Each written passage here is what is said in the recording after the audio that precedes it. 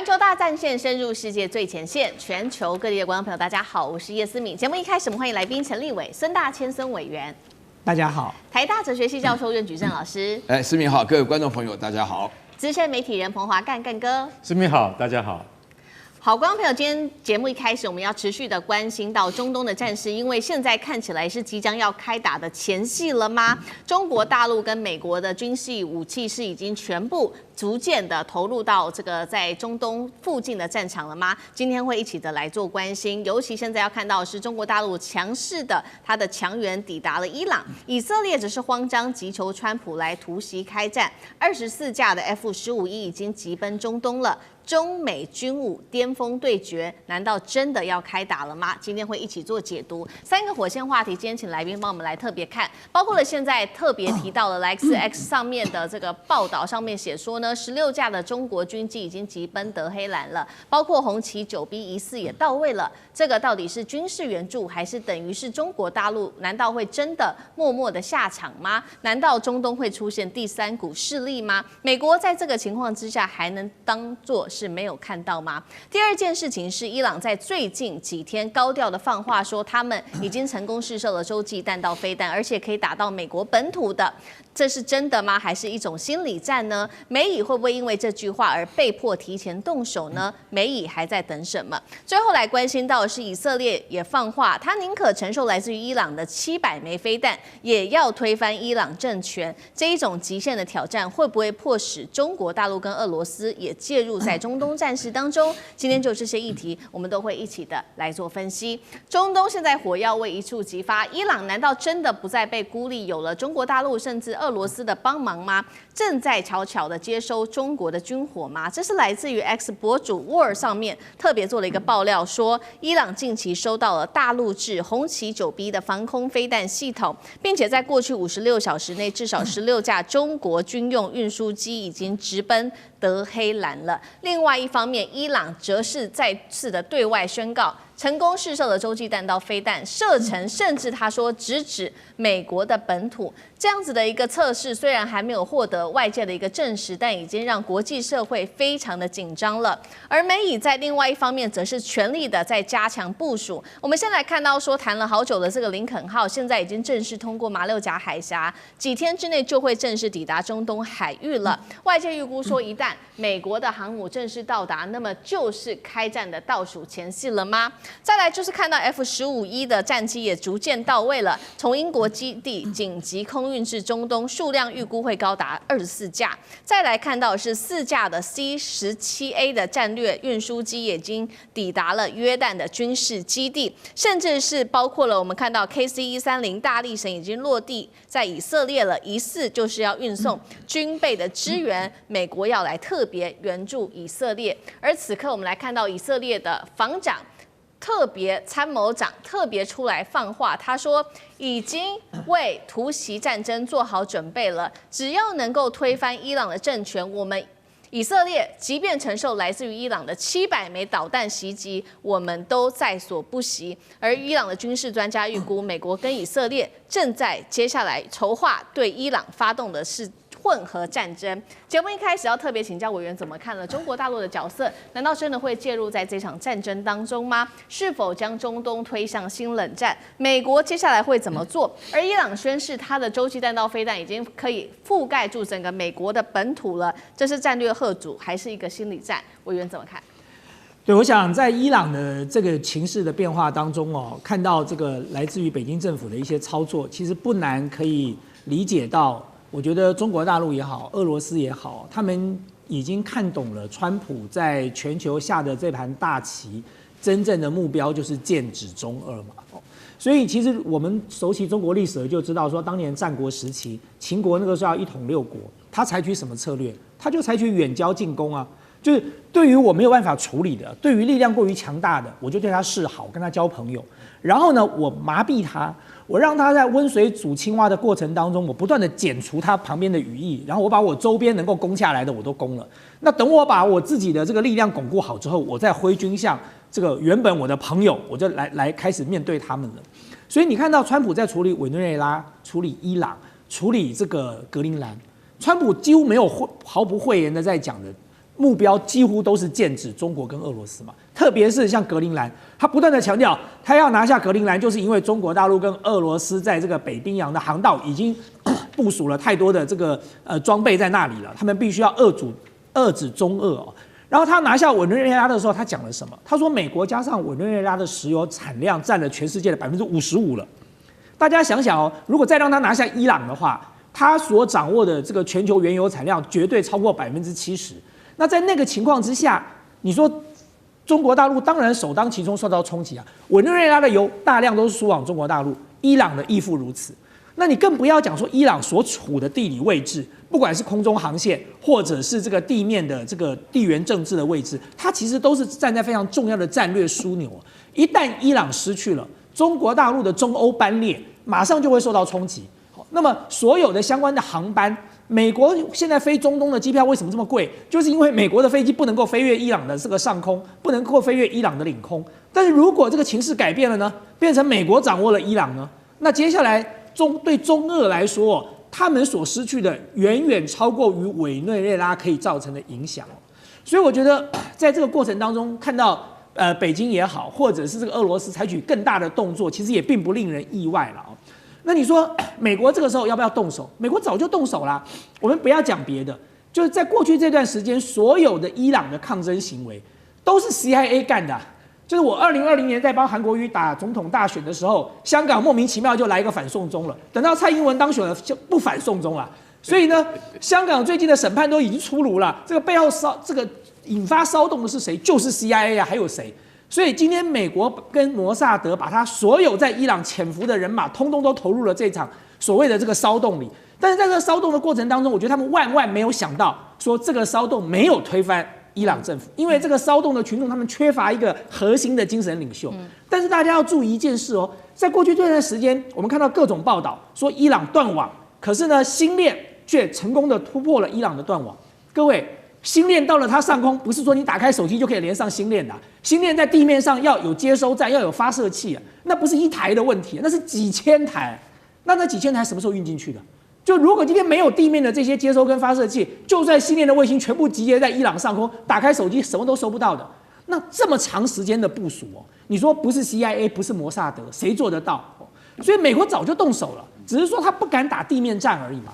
今天以色列雖然講狠話，他說我承受你700枚導彈也在所不惜。對，我打了你700枚，可是你還是沒有辦法入侵我的國土啊，因為你離我有距離，而且我國土這麼大，你要佔領我整個伊朗嗎？你要怎麼佔領？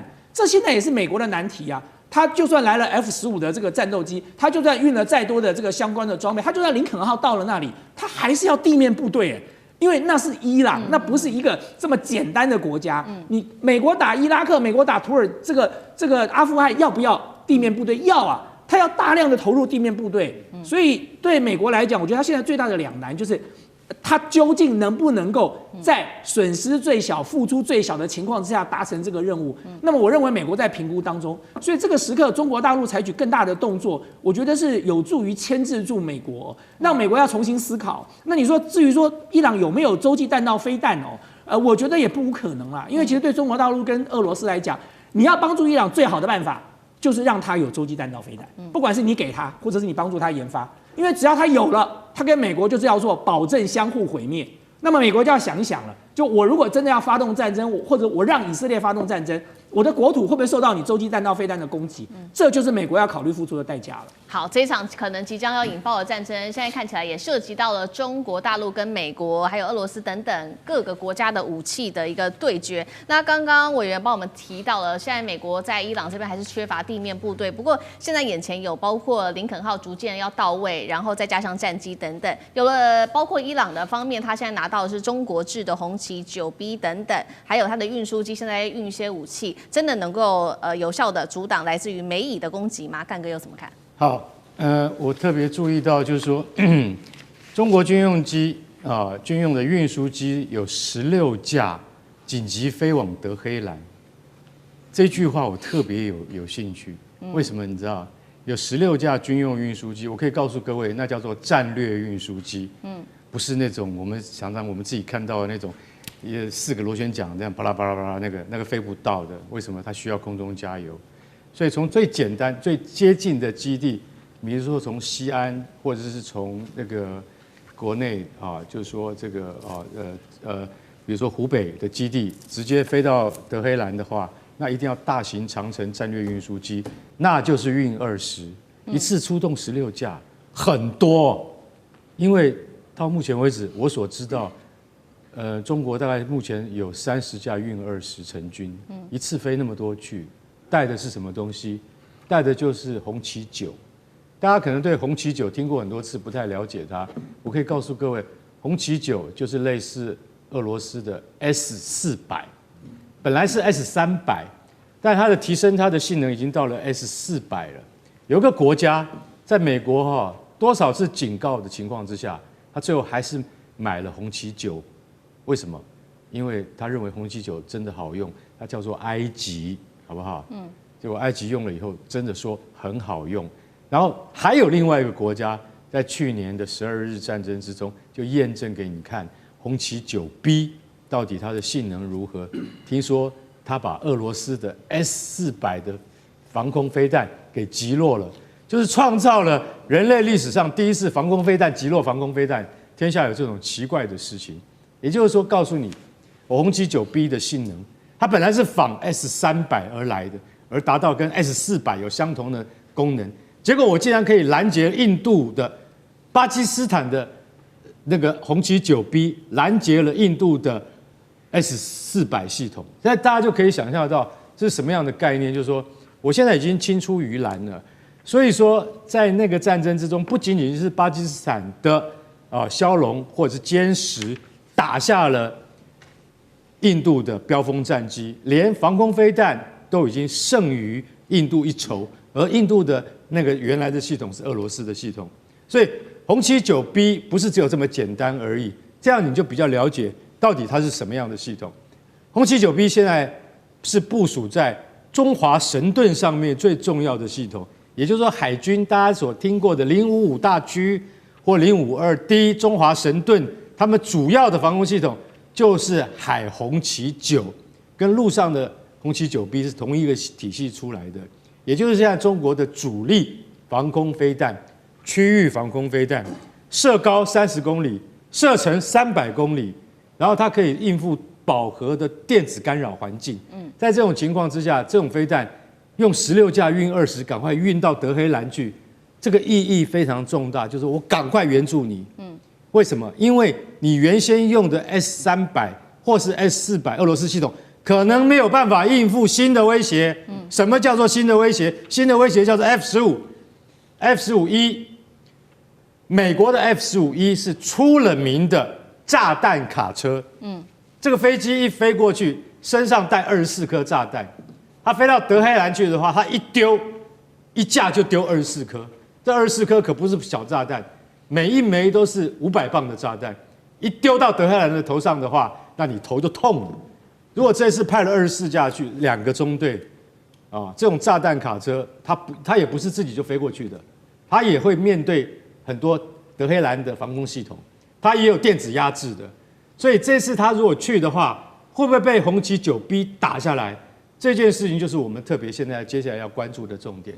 不過我們可以理解到，不管是 F-15E 炸彈卡車，或是 F-35隱形戰機，都會被防空飛彈打下來。只是遠近以及多跟少而已。只要你第一次進去我攔不到，第二次你一定會被我攔到。這個就是什麼？這個就是戰爭的一種藝術，就是說我們都是處於在時代尖端的系統。如果今天中國已經緊急運送了紅旗9B 到德黑蘭去，那現在 F-15E 真的跑進來要空襲德黑蘭的時候，紅旗9B 抓得到抓不到？剛開始也許抓不到，但你來第二次，我一定抓得到，就像巴基斯坦抓得到印度是一樣的道理。所以我大概簡單講到這邊，就是說，如果那個美國跟以色列要聯合進行空襲行動的話，碰到中國的紅旗9B，可能要特別小心一點了。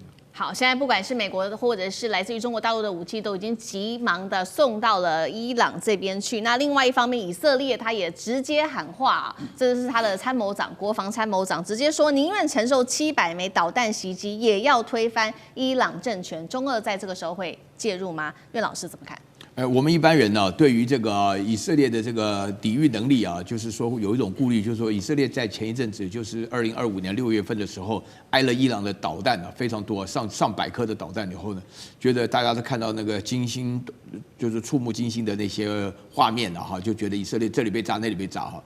但是實際上的話呢，我告訴大家，就是說以色列本身呢，現在是基於3個理由啊，它是對於這個伊朗的話呢，是非要動手不可，所以他的參謀總長扎米爾啊，他的表現的態度非常強悍，而且以色列從以色列已經打了2年多了哈，这個以色列現在沒有停的意思，就想要畢其功於伊啊，要把伊朗收拾掉。有3個理由是非常重要的，就是說伊朗本身來講的話呢，就是以色列會攻打伊朗的主要理由就是以色列注意到伊朗的核能的提煉的整個過程並沒有被全部摧毀掉。這是大家現在都已經知道的事情，而且以色列的話呢，非常非常擔心伊朗擁有核武器。一旦伊朗擁有核武器，再加上飛彈、導彈的話呢，它一定會對以色列發射。這以色列這樣認為啊，實際上的話呢，也可能是對的。然後第二個的話呢，就是說伊朗的帶頭呢打代理人戰爭呢，那個叫抵抗之湖啊。那麼現在的話呢，整個基本上只剩下伊朗了。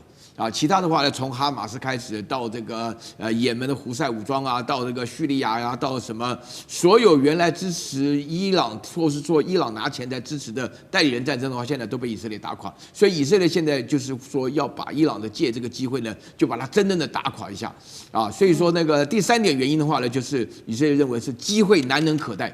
這個機會的話呢是2方面，一個是川普在當總統，另外一個的話呢就是伊朗前一陣子的話呢鬧得很厲害，伊朗鬧的原因啊，除了顏色革命的因素以外呢，還有一個是通貨膨脹的問題。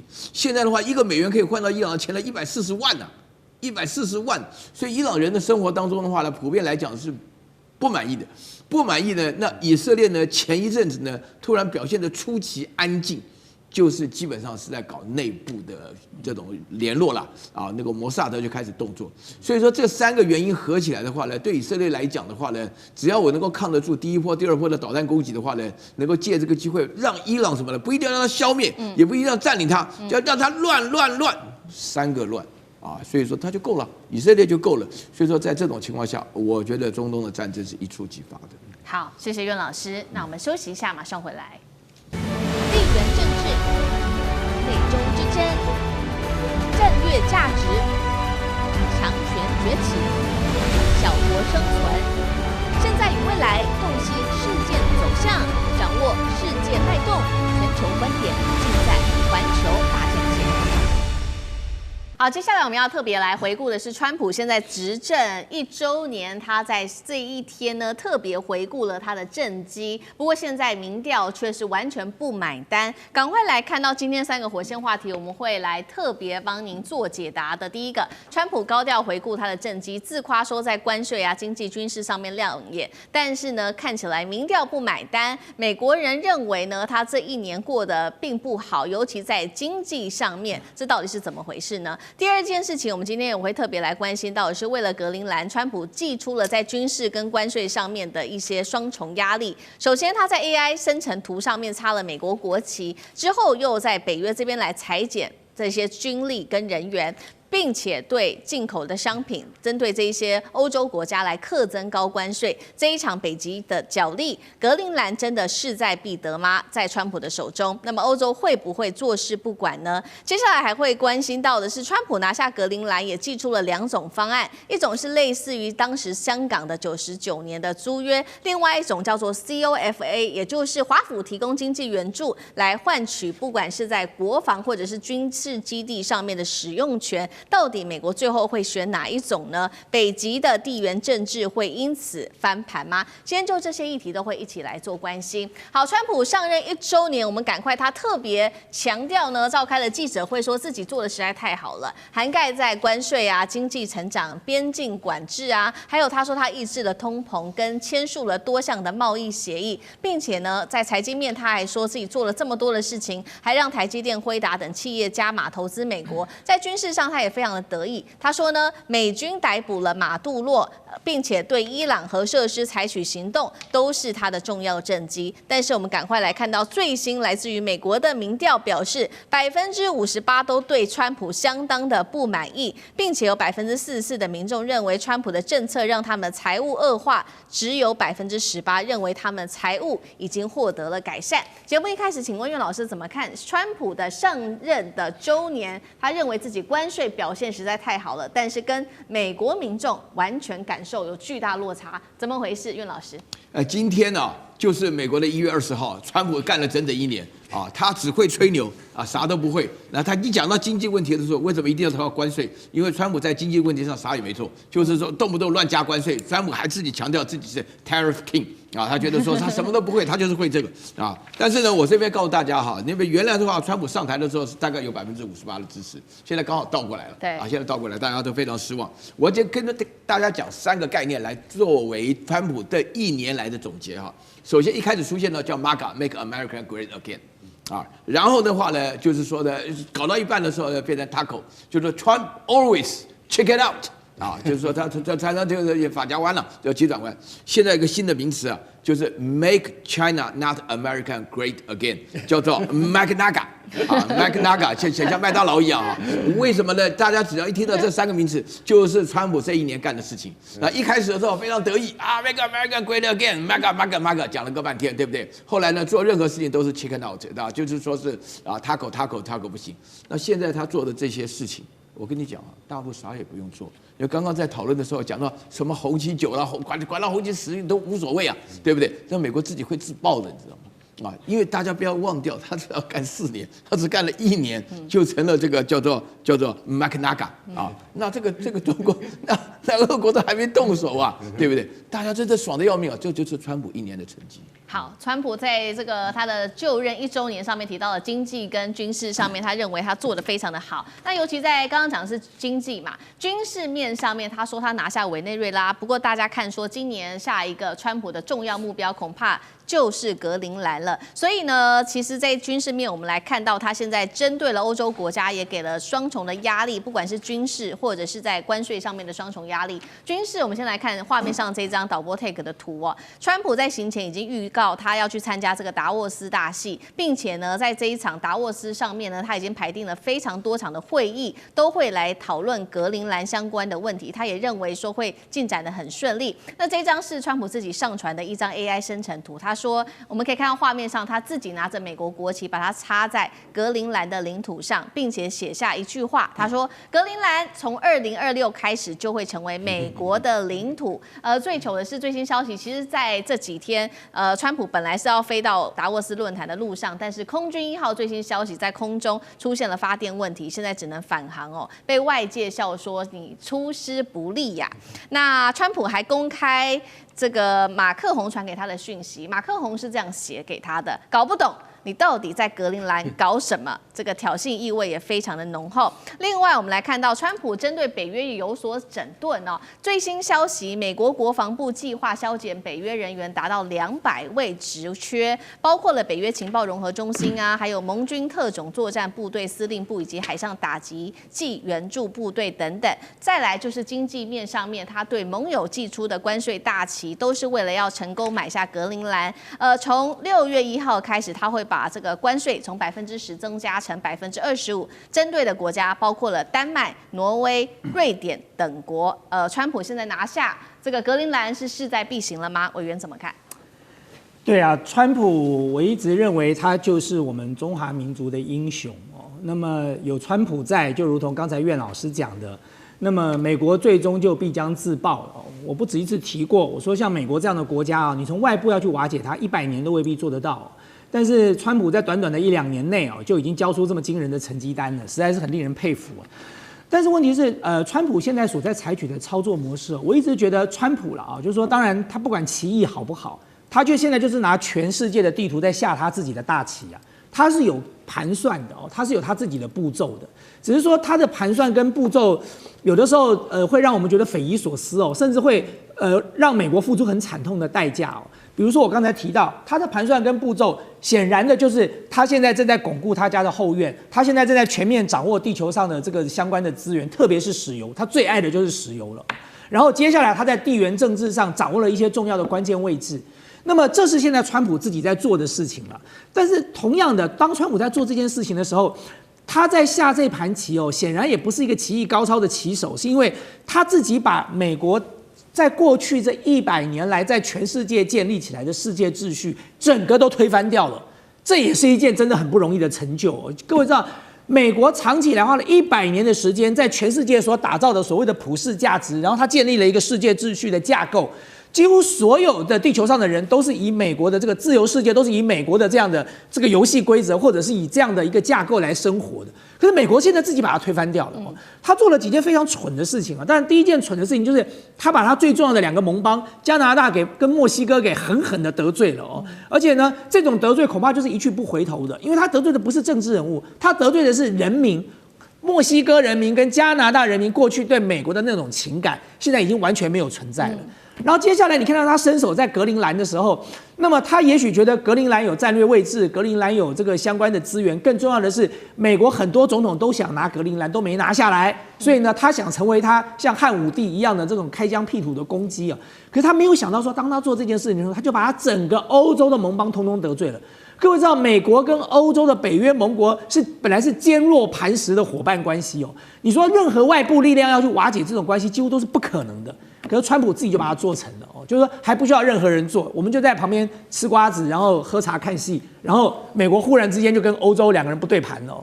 那麼你說美國現在要拿下格陵蘭，我們看到說99年的租約或者用 COFA 的方式行不行？我不認為川普會接受這2個案子，因為這2個案子都不代表他可以插那個旗子，他一定要佔領，他一定要拿下來，這才是重點。他把話說得太滿了，所以今天川普在格陵蘭的這一盤棋上哦，他能不能夠如願哦，是值得我們做後續觀察的。因為格陵蘭現在就像是一面照妖鏡哦，他照了什麼？他把北約的真面目照出來了，他把北約過去的謊言、國王的心意全部都脫掉了。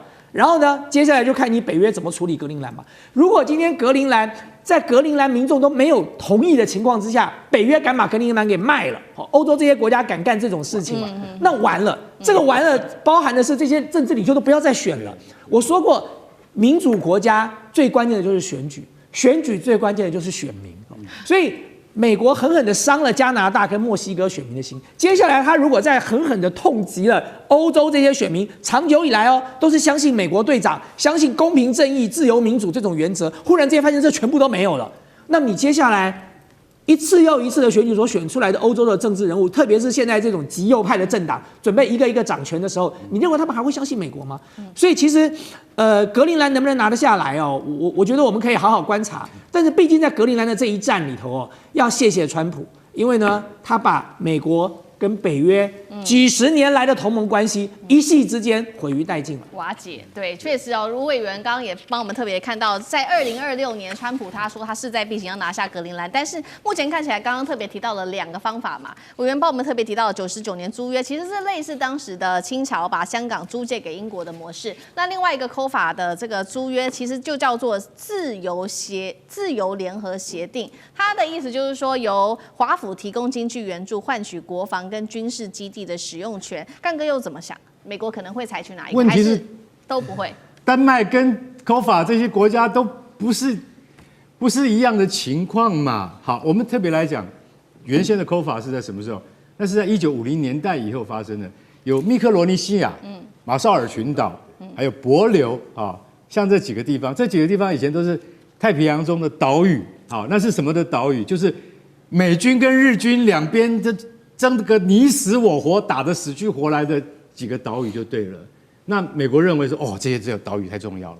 這個2次大戰贏了以後，我跟你們這些，因為這個就是民族意識抬頭嘛，那這些原住民他們也要獨立了。馬紹爾他就獨立了嘛，密克羅尼西亞也一樣，帛琉現在更是我們的邦交國嘛，台灣的邦交國。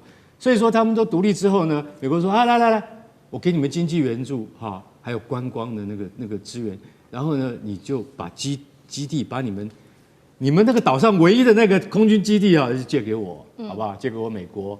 那我們就長期經濟援助你，那個這叫 COFA，那叫自由聯合協定，好不好？可是格陵蘭不是這種地方啊，格陵蘭它200年前就已經是丹麥的領土，那是丹麥的祖先叫做維京人，早就已經站上去了，好不好？他們幾百年前就上去了，所以它事實上插了一面丹麥國旗在那上面，它是屬於一個主權獨立國家，這個國家還是你北大西洋公約組織北方的重要成員國。北方有幾個重要成員國？我告訴你，北方4小國，一個叫做挪威，一個叫丹麥，一個叫荷蘭，另外一個叫做冰島啊。所以這幾個國家都是北約重要的成員國。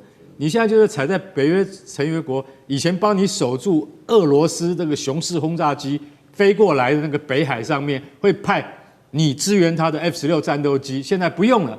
我自己美國人，我老大自己來，因為土地也是我的。你這樣像話嗎？難怪馬克宏要說你现在到底在講什麼？川普，你講的話我根本聽不懂啊！好，另外一個方案是什麼？99年是中國人的恥辱，租借香港。租借香港從什麼時候開始發生的？經過2次條約，一次南京條約，一次北京條約，從1839年搞到1898年，英國分次逐步佔領了香港本島、九龍城寨，還有哪裡？還有新界，所以一直到了1997年香港回歸，租滿99年的時候，那是中國人最感慨的時候。那但是問題是，他的宗主國叫做清帝國，對不對？对。那你現在回過頭來就是講說，那你至少要找清帝國談嘛，也就是說，美國你要租借99年的格陵蘭的話，你要找他的宗主國丹麥，就跟丹麥談嘛。然後丹麥說，等一下。我們那57000人恐怕都還要搞獨立了。我要先問問看他們願不願意？他們願不願意成為美國的屬地，對不對？那問題是，丹麥自己本身他也不可能說，這個叫什麼？這個叫賣祖產，沒有人在賣祖產的，對不對？所以格陵蘭這個土地不可能由丹麥的手中送出去。如果像剛剛委員講的啊，大千說，如果真的那個格陵蘭要是真的成為美國的一部分的話，那北約不是就會瓦解嗎？北約真的會瓦解。所以我認為，不管99年租約或者是 COFA 這樣子的方式都不實際。你最實際的方式就是說，你擴大於對於那個格陵蘭跟北約的援助，你印象好一點。我覺得要真正實際擁有格陵蘭是不可能的，但是你要改變格陵蘭人的生活的話，我想他們都會蠻同意，也會蠻樂意見到的。不過主權是不能夠偏廢的。對，而且其實我看這個局就是說，除非今天川普真的採取軍事行動，對，否則呢，你說他在達沃斯論壇，他去加多少稅，沒有用的。你加法國的稅，法國能夠幫丹麥決定把格陵蘭送出去嗎？這到底是哪個門子的邏輯嘛？如果他同意了，法國還要混嗎？所以這些國家就算硬扛着關稅，他都不會同意的，因為他也沒這個權利去把格陵蘭送出去啊。我再補充一點呢，就是說是那個把格陵蘭人搞成美國公民啊，美國的社會制度跟歐洲的社會福利制度是根本不能比的啊。美國就是基本上是斬殺線，格陵蘭人的話，為了自己的未來也不可能接受變成美國的一州或什麼的啊，所以說這個馬格納嘎是真的是一個結果了，自己都亂搞了。好，謝謝苑老師，那我們休息一下，馬上收回來。地緣政治、美中之爭、戰略價值、強權崛起、小國生存，現在與未來洞悉事件走向，掌握世界脈動，全球觀點盡在環球大戰線。接下來要特別關心到的是，美俄難道在烏克蘭戰爭中在私下分賬了嗎？今天要來特別關心到的是，包括了美軍已經洩密出賣了烏克蘭哦，到底怎麼回事？那烏克蘭的防空系統現在也出現了全面崩潰的一個現象。今天就這些議題，我們會一起的來做關心。我們趕快來看到的是哦，在這一場的達沃斯論壇上面，其實呢談的議題非常的多，除了烏俄戰爭停火談判之外，被放入談判桌上做討論之外，還包括了格陵蘭的的問題。而烏克蘭的首席談判代表他也特別這樣說了，他說將會在達沃斯論壇上面跟美方繼續談停火，也希望透過美國來搞清楚俄羅斯的底線到底是什麼。但是呢，這位談判代表恐怕沒有搞清楚的事情是，美國此刻真的跟烏克蘭站在同一個線上嗎？我們也要趕快來看到的是克里姆林宮的最新發言，他特別沒有談什麼有關於烏克蘭的問題，他反倒是說，如果川普能夠解決格陵蘭的問題，他將會名垂千史。這樣聽起來是在暗示說，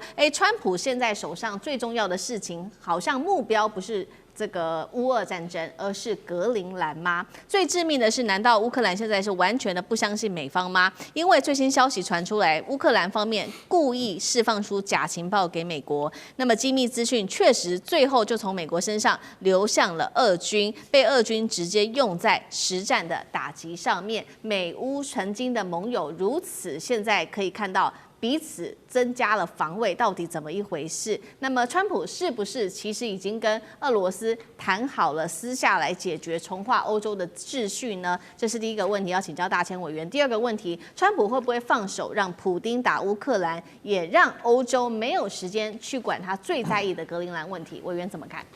对啊，我想看川普的這個思考邏輯哦，很顯然的可以看得出來，川普準備要走的就是全世界只有一個強權嘛，就一人這個美國獨強這樣的一條道路了哦，就至少他是這麼認為的了。那再加上長期以來，川普就看不起歐盟啊，川普也看不起歐洲，他覺得歐洲就是靠我保護的啊，一群自己不願意這個自我振作，就只能夠仰仗我美國的這個保護，然後來存活下來的這些國家。所以川普從骨子裡根本就不在意歐洲，他所在意的就是美國能不能夠很強大，而且全世界最強大，我擁有全世界最強大的部隊，我掌握了全世界所有的資源，我掌握了全世界所有的地缘政治的重要位置，所以呢，一切都是我美國。所以我们看到前一段時間他講的這個巴拿馬運河啦，然後現在準備要拿伊朗，其實都是一樣的問題，這些都是這個海上貿易的很重要的航道，或者是陸路的交通上很重要的樞紐。所以其實很顯然的，川普就打算自己幹了，他就覺得說我自己把美國弄強了就好了，那他一點都不在乎歐洲。那麼我一直在強調說，川普今天做的很多事情，他的目標真正的最終受害人絕對是中國大陸跟俄羅斯。現在就是一個時間的競賽而已啦，就是說到底是川普先達陣，他的那個夢想先實現，還是呢還沒有達陣之前呢，他就出師未捷身先死，自己自爆掉了哦。那我們大家就在旁邊額手稱慶，說好險哦。那但是問題是，他的目標很明顯啊，所以他在格陵蘭的事件上，他所講的話就是針對中俄啊。所以我覺得川普這個人哦，你千萬不要以為說他口口聲聲說我把普丁當好朋友，習近平是好朋友，金小胖是好朋友，這些人為什麼是好朋友？這些人他現在得罪不起的，他沒有辦法處理的。這些人現在有核彈在手上，這些人中國大陸還有稀土嘞，還要不要買他的大豆嘞？他這個時候怎麼可能說不是好朋友呢？可是他做的事情真的都是對好朋友該做的事情嗎？如果是好朋友，你還拿什麼格陵蘭啊？中俄都是你的好朋友了，格陵蘭就放在那就好了。但很顯然的，在川普心目中，他口中的好朋友只是我第二階段要處理的人而已。現在我還沒有時間啊，我先把你羈迷住，然後呢，先把你這個綁在那個地方。所以你看到他對俄羅斯的這個俄烏戰爭也是一樣的問題啊。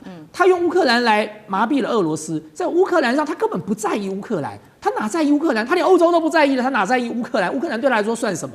所以如果能夠用烏克蘭現在先討好麻痹住俄羅斯，他絕對樂意做，因為在這件事情上，反正他要拿的是格陵蘭，告訴俄羅斯說這個烏克蘭就讓你拿好了，反正他不讓俄羅斯拿，他也沒辦法，俄羅斯已經拿了嘛。所以在這個過程當中，我一點都不意外哦，他在烏克蘭的這件事情上會犧牲烏克蘭。但是如果我們退一萬步來看，就把這個棋盤拉遠一點來看哦，就在川普現在玩的這個過程當中，他當然也冒了很大的風險啊。他的風險就是他一再的出賣他的盟邦。你說踐踏他的夥伴兄弟之邦加拿大跟墨西哥就算了，然後你歐盟是你不斷的在出賣你自己的盟邦，你犧牲了烏克蘭，接下來你要去搶格陵蘭，你從這個加勒比海的海盜做到了北海小英雄，然後現在要去當阿里巴巴40大盜，你全世界都是你的就對了。在這種過程當中，我還是強調，歐洲這群人啊，雖然很沒用啊，雖然長期以來就是美國這個權力面前的侏儒跟奴僕當慣了。可可他們還是有覺醒的一天呢。政治人物沒有覺醒，民眾還是會覺醒的。所以長遠來講哦，今天這條路，如果川普真的執意的這樣走下去，他最後所犧牲掉的就是全世界對於美國當時所建立的世界秩序的信仰。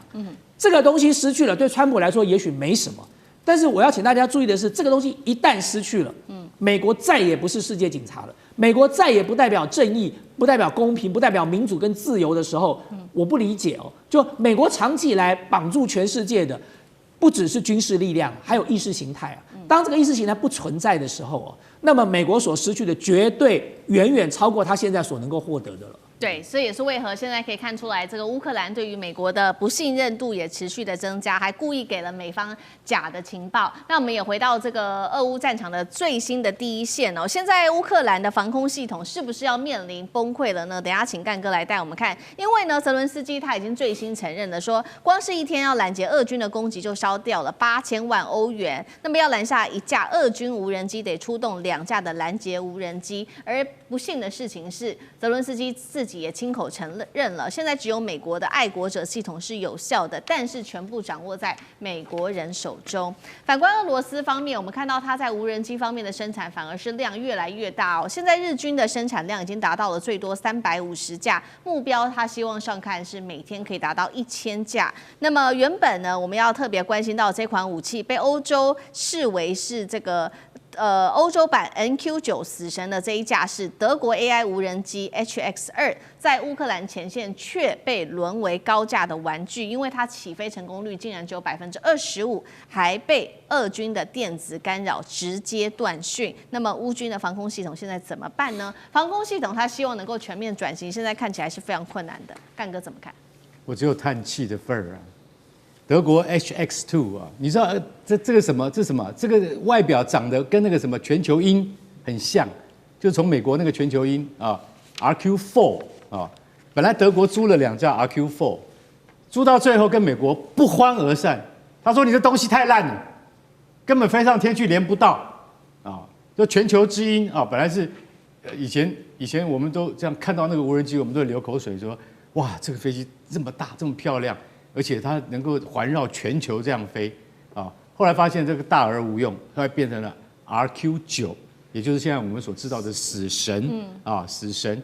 那他認為說，哎，這個我們德國自己發展 HX2 嘛，對不對？一定德國工藝一定能夠壓過你們美國，結果不然啊，飛不起來。為什麼？因為電腦連線的問題。我告訴各位，無人機的這個技術，目前在美國的實戰經驗裡面，還是它是累積數據是最多的。但是現在你剛看到澤倫斯基，不是他講的，是他這個手下第一帶刀侍衛叫做舍爾斯基，也就是烏克蘭武裝部隊總司令舍爾斯基所講。他說，現在一天要防空要花8000萬歐元吶，8000萬歐元是什麼概念？就是30億台幣，一天要花掉30億台幣。而且那個30億台幣到底用在哪裡，連你自己都搞不清楚。思敏，我現在終於了解了。台灣禮拜一宣布要買20萬架無人機，大家終於知道台幣1.25兆的無人機計劃是怎麼來的。它裡面有多少是我們看不見的，是我們多少被美國人牽着鼻子走的。裡面我提到最重要的有一種無人機。叫做什麼？叫做 Altius 啊，600型跟700型，那個叫做自殺無人機。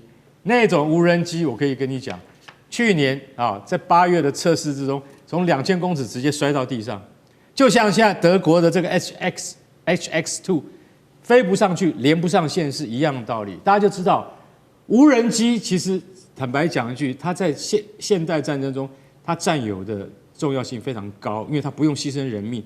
但是它的故障率也很高，而且它也沒有什麼維修可言吶，報廢就是報廢了。所以它這打仗就是在打錢吶。對，你終於知道我們要花1.25兆，不知道在幹嘛。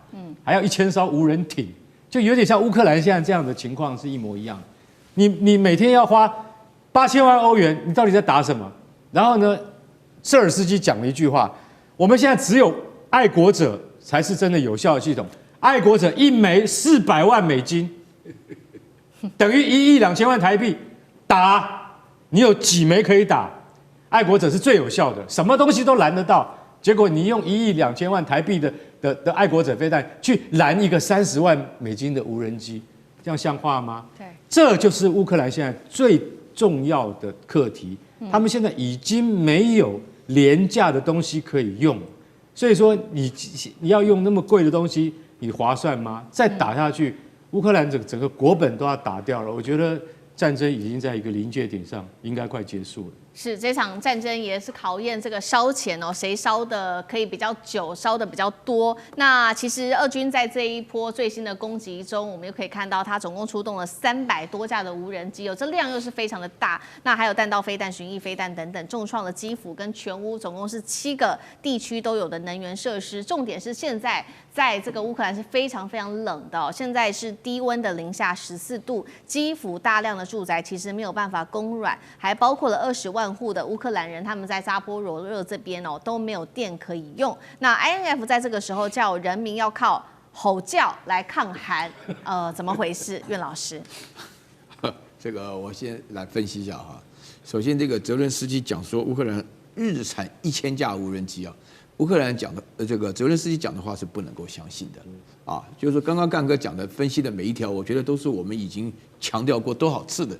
就烏克蘭沒錢要跟這個第二強國要大幹一場，就變成出現這種市場，就是說你打仗靠別人給你錢你才能夠打仗，其實基本上就是對於自己的老百姓要他們去死一樣的道理了。現在烏克蘭的確面臨這種情況，就是說大家可以看得出來，現在的話呢，就是剛剛看到這裡頭，看到那個佩斯科夫講說，哇，鼓勵啊，川普能夠拿下克林蘭，名垂青史，這根本就是不懷好心嘛。那講這種話，我們基本上講這種話是想到悲天憫人的世界和平。那佩斯科夫講這種話的話，基本上川普你幹得越好啊，這個說句良心話，現在裡面真正得到好處的，俄羅斯是最直接的嘛，對不對？你現在搞得這樣的聲望這麼差，北約也搞垮了，歐盟也搞垮了，美國自己的信用也搞垮了，那美國自顧不暇，怎麼會管到烏克蘭呢？而且川普本身來講，就是大家知道有名的一句話，對着澤連斯基講 "You have no cards"， 那麼講的就非常難聽了嘛。所以說，那個這個我今天呢，哈，就是昨天開始大喊，節氣中的大喊。你這邊講說是這個整個這個攝氏-40度，最後到了烏克蘭啊。不是14哦，應該是41哦，應該是-41度哦啊！因為我曾經1月份到過哈爾濱啊，那就是-35度啊，就那邊的氣候就是這個結構啊。你到了俄羅斯的話，很多是-50度的，這個不是開玩笑的。這個為什麼要強調？就是說是什麼呢？因為大家知道燒暖氣是很貴的。為什麼我們都喜歡住熱帶國家？因為便宜嘛。你這燒暖氣，就是你現在這種情況下，你把它燒得暖暖的話，大家都不知道住在台灣的好處啊。那現在的話呢，這種情況下，那你在烏克蘭的情況下的話呢，用大吼的，我不曉得這個消息哪來的，我完全無法理解。我在找的消息也找不到，就是你大喊了，我講我不怕冷，對不對？那個就是撐個2秒鐘可以，你他媽撐2天都死定了，你知道嗎？變成冰棍了，對不對？所以說這個也是個非常想法。那另外的話呢，我會覺得說，整個我同意幹哥講的，這個今年底烏克蘭真的是打不下去，就這面對一個非常大的金錢上的問題。你剛講什麼愛國者飛彈打，我跟你講，無人機現在全世界最強的無人機在大陸的，大陸我一看無人機秀就是14000架，你這拿什麼1000架、2000架的，對不對？你自己又沒有辦法對大陸進口，所以我們在台灣花那個買20萬架根本就是開玩笑，我浪費錢。好，謝謝苑老師，那我們休息一下，馬上回來。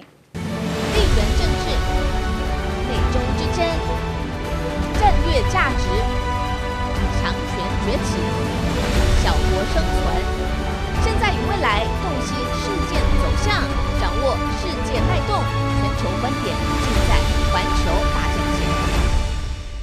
好，接下來關心中國大陸足球男足殺進了決賽，被視為是10年磨一劍嗎？接下來周六會來直接對決的是日本，這一戰不只是踢球，難道還包括了清算嗎？今天就這些議題會一起的來做關心。好，這是來自於中國男足的最新震撼彈好消息，我們要來看到在1月17號這一天呢，U23男足亞洲盃的8強在互射12碼擊敗了烏茲別克之後，是首次的闖入了賽事的4強，而在4強賽當中又以3-0再擊敗了越南隊。接下來會在本周6晚上會對決到的是日本隊，爭奪史上首次的一個冠軍賽。新華社是這樣報道的：計劃有變了，中國大陸準備奪冠。那這樣子的一個口號是讓中國球迷解了多年來的怨氣。那我們也來特別關心到有這麼樣的一個好成績，那 U23的歷史又是怎麼樣呢？其實從2014年就開始創辦這個活動，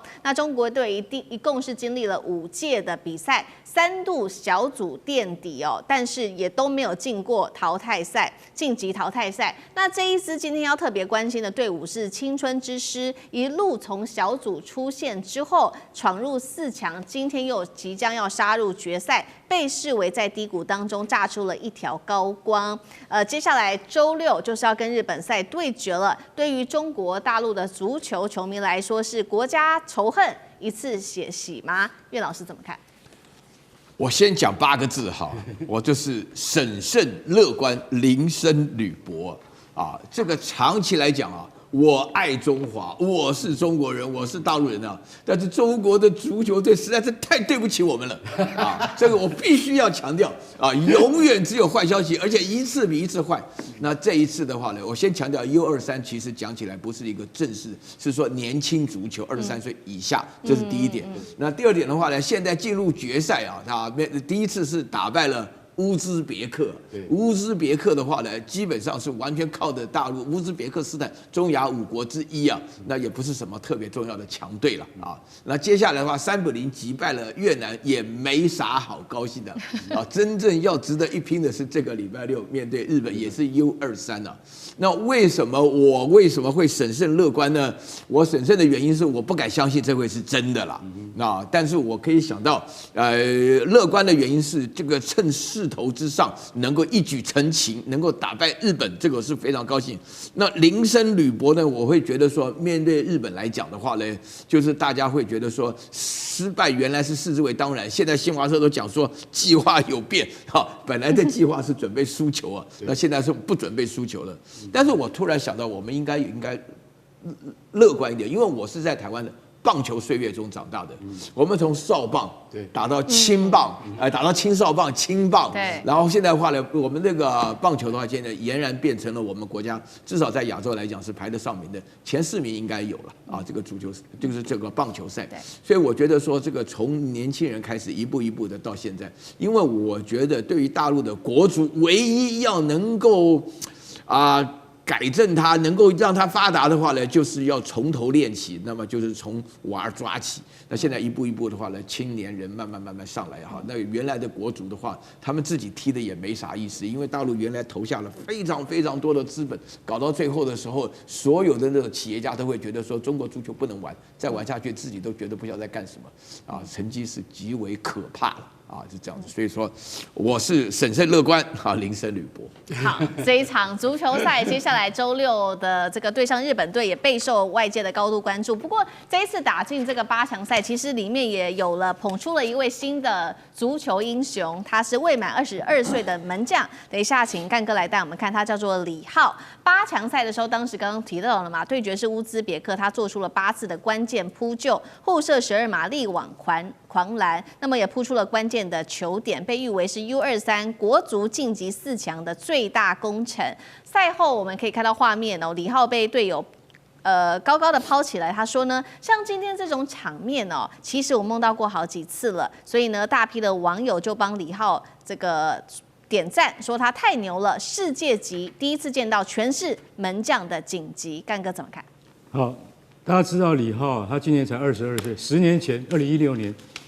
他只有12歲，12歲，聽清楚，他自己背着包包到哪裡？到西班牙的馬德里的西甲，當做一個這個青少年的觀察員，也就是訓練員吶。但是因為他在12歲的時候，他就展現他的腳下功夫，國家特別派他去，他背着包包就去了。那你不會講西班牙話，對不對？然後因為那邊英文也不通啊，所以就真的從頭開始學習起。所以李浩他從那麼年輕，他就在外面吃苦，然後這一次他能夠撲下，我跟各位講，撲下那個那個烏茲別克的球，那個12碼，因為他們0-0嘛，到最後就比12碼互轟啊。大家知道這個就是叫這個踢12碼是最殘酷的，就是那個守門員等於是在那邊等於是挨着嘛，挨着那邊球踢過來，你用全身的力量，以及你的意志，以及你的想象，以及你的什麼，以及你的这個猜看啊，連看，點看。是這邊還是那邊還是這邊？那個完全是你的一個對一個人的非常大的考驗嘛。那李浩他才22歲，他救下了8個球，大家就可以想象得到他怎麼能夠做得到。那我今天要講這個，就是我們聽起來很熱血、很嚴肅的議題，後面有個更嚴肅的東西，就是說，你看到李浩，他從這麼年輕去建立了這一次，他終於幫國家完成了，因為他沒有救下來的話，對烏茲別克那一役沒有贏的話，就沒有後來對越南那一役。越南那一役贏得很漂亮，3-0啊。其實我跟你講，我們在這個鏡頭前面都不太相信，這是中國隊嗎？中國男足在世界上出了名的差勁，為什麼？等一下我有時間稍微講一下中國男足為什麼會差到這種地步。中國女足去年在那個自己的領土上，武漢女足隊得到了亞冠賽的冠軍，現在準備進入這個世界賽。可是中國男足在亞洲根本連踢都踢不進去啊！曾經參加過5次，只有2次有踢贏過，然後呢，從來沒有進入淘汰賽，都在小組賽就被淘汰了。你知道中國男足為什麼會這麼差嗎？因為中國男足貪污腐敗。每一次中國男足的總教練通通都涉及貪污，最近的一個總教練叫李鐵，已經被抓了，判幾年？判20年徒刑，貪污2.7億人民幣。然後呢，還有一個什麼足球協會黨委書記杜兆才跟着一起。他不是只有一個總教練可以貪污，他是整個系統都在貪污。那個程序員呢？哎，對，我跟你講，我看人多了，那人名我都記不完。就是整個系統都在貪污。那個李鐵多好笑，他在中國超足，就是中國最大的比賽最後一場決戰的時候，竟然用1400萬人民幣去賄賂對方，讓對方假輸。這就跟我們的職棒簽賭案一樣，打假球嘛，打假球是最讓人家唾棄的嘛。